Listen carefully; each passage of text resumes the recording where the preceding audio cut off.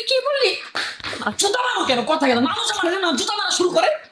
আমি দিতাম, তুমি আমার কাছ থেকে নিতাম। এটা চুরি না, এটা ভালোবাসা। তুমি এইভাবে টাকা নিতে পারো কিন্তু না। তুমি সবার সামনে জুতা মারতে পারো না। আচ্ছা, তাহলে রেখে দাও, ভালো লাগে না। সবাই আমার গাইস জানেন, সব মারা এখন আমার বলে কি কিছু হইলে জুতা মারা। হ্যাঁ, তুই আমার টাকা নিয়ে চলে আনো। দোয়া দাও, দোয়া দাও, দোয়া দাও। বেস্ত মায়ের পায়ে নিচে বেস্ত, তুমি মাফ করে দিও। ধন্যবাদ হে আল্লাহ, আমার মাকে অনেক বড় করো, তাকে অনেক টাকা পয়সা দাও, তাকে অনেক বড় করো প্লিজ। সে অনেক বড় মানুষ। আচ্ছা, আমি টাকা পাবো। তুমি thank you, thank you, thank you, thank you, thank you, thank you, হয়ে গেছে, হয়ে গেছে। Thank you, thank you, thank you, thank you, thank you, guys, guys, thank you, guys, thank you. অনেক ভালো মা, আমার মা বেস্ট, সবার বাংলাদেশের পৃথিবীর সবার মা বেস্ট।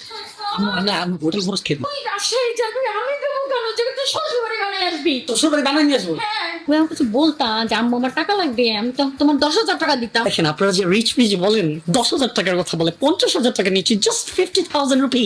আমি কোথায় টাকা পাবো? তুমি আমার টাকা দাও। আমার কাছে বলেন দে না, তুমি আমার মাথা ছুঁয়ে বলো, আমি তোমাকে দেই না। আমার টাকাই তো আমাকে দাও। তোমার টাকা কখন দিছি? আমি তোমার হাতে দিয়ে না।